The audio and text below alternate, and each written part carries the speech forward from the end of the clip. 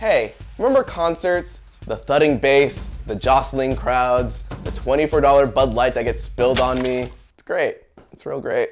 But it might be a while before we see Adam Levine's glistening face at a Maroon 5 concert. In the meantime, we have a new venue, video games.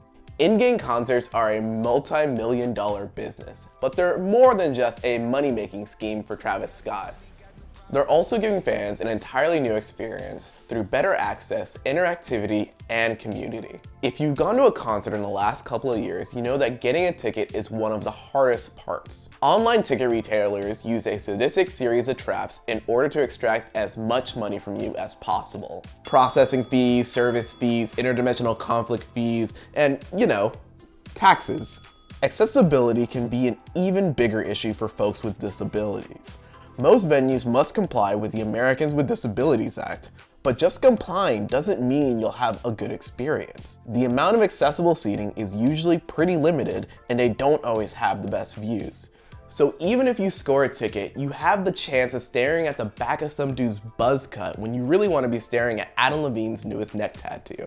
Every venue is different, from underground basement shows to Madison Square Garden. Those differences dictate how an artist performs their music. Peter and Ari from Anamanaguchi were touring before the pandemic closed music venues across the country. The first show that we all played together was in probably the Knitting Factory basement. Super, super intimate. There's 200 people. Then we've played with Hatsune Miku at Hammerstein Ballroom and stuff like that. I mean, the shape of the room dictates a lot of the energy, and we're always really careful about where we want to play, how we want to play. Would you rather listen to Sunday Morning in a sweaty pit or in a cushioned arena seat with a straw burrito in your hand? Warms my heart. Or you could just spill a Bud Light on yourself in the comfort of Fortnite. Travis Scott's performance in Fortnite was groundbreaking. During Astronomical, a 10-story Travis Scott danced across Fortnite Island, igniting himself to reveal his robot interior. The audience was flossing hard in the digital mosh pit. Players bounced with the ending notes of Sicko Mode. They were taken to the bottom of the ocean and even space. This audiovisual journey was made by a big team with a lot of resources that, aren't really available to smaller artists. But that doesn't stop them from getting a little bit creative with what they wanted to do. Bands like 100 gecs and American Football have turned to Minecraft to host their concerts. It offers a canvas to create something personal and interactive that couldn't be rendered in real life. Anamanaguchi has been striving to do just that for as long as they've been touring. We used to just bring a little shitty projector out to play shows and have just to have our own visual stuff, because if we didn't do that, it felt like there was no immersion there, because they're not venues aren't blank spaces, right? It's not like an art gallery where it's just white walls and you get to just right. do your own thing. They do have a tone to them. And more often than less, it's not going to be the tone you want. So you have to kind of work within it to kind of make an immersive world, I think. Interaction is key in a live musical performance. Having your favorite artist shout out your town or accidentally saying Cleveland when you're clearly in Toledo is all a part of the fun. But how do you get that kind of interaction when you're not in the same room? It felt a little cringy for me to ask people to do an emote. Because just saying that feels weird. That's Dylan Francis, world-traveling DJ and 100 Thieves team prospect, talking about connecting with the audience during his Fortnite concert. It was a real, live stream. And we were logged into one lobby. So we had set up a computer screen in front of me so I could see the people, I don't know, was it 100 people in the lobby? Doing whatever they were doing. So I was talking to 100 people, but there was millions of other lobbies on different servers. Dylan could only see a fraction of his audience, but to that audience, it felt like he was talking directly to them, making the audience feel like they were in Toledo inside of Fortnite. Artists are learning from their time performing in games. Thanks to the legal minefield that is streaming music, DJs can't perform mashups like they do in real life. It's not easy to entertain an audience of millions on a platform you're totally unfamiliar with. Anamanaguchi has performed in concerts around the world and also concerts in Minecraft for years. Recently, they performed at Nethermint, a concert benefiting folks impacted by the coronavirus. It had everything you would expect from a real-life concert experience. Coat check, VIP areas, meet and greets with the artists, and even stage diving. During Childish Gambino's Deep Web Tour in 2014, there was an app that allowed people in the concert to send drawings and messages during the opening act. Kind of like a Twitch chat, but with worse moderation.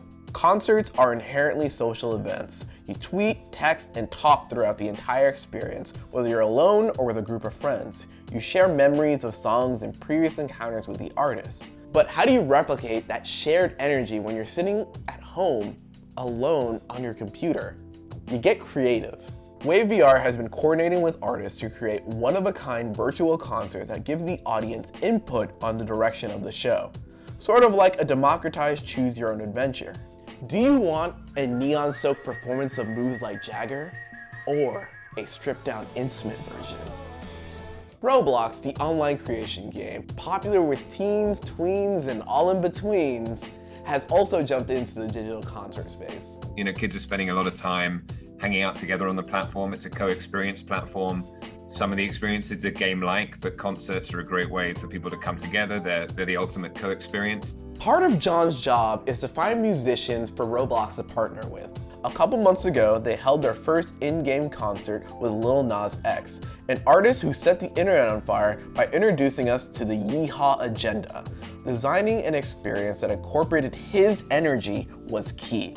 How could they recreate the social experience and the spontaneity of a concert without people physically being there? Morgan Tucker helped develop the look and feel of the concert, and one of the most critical pieces when designing was the social aspect. They tried to build systems for specific interactions, but it turned out the best crowd response happened naturally.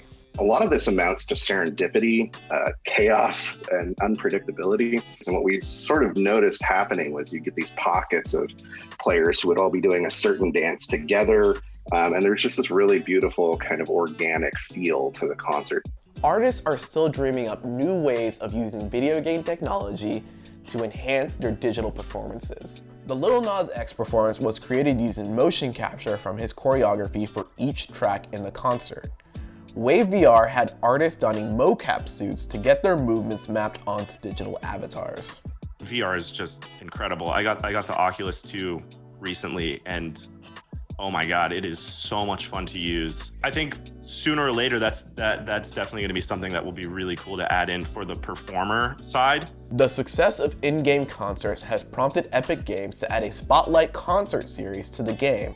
The Fortnite concert stage has become a permanent stop for touring artists like J Balvin, Anderson .Paak, and BTS. A lot of these performances are artists playing their hits in a new environment. How long before we move beyond the visual album to the immersive album? Imagine being able to possess Matt Flynn's body during Harder to Breathe. Imagine that drum audio getting louder and louder while you're trying to keep the band on tempo. Video game concerts may have been a novel concept before, but now they're a big deal. Imagine the infinite venue of seeing Maroon 5 without paying Ticketmaster a dime. So I just have one question to ask. Where are we dropping, Marooners?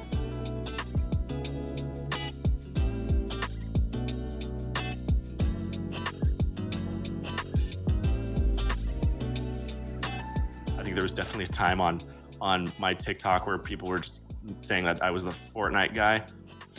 I think that's happening to but don't worry, that happens to everybody. Even for Lil Nas X, he's the Roblox guy right now. But it's just kids like trolling. They love doing the trolling thing.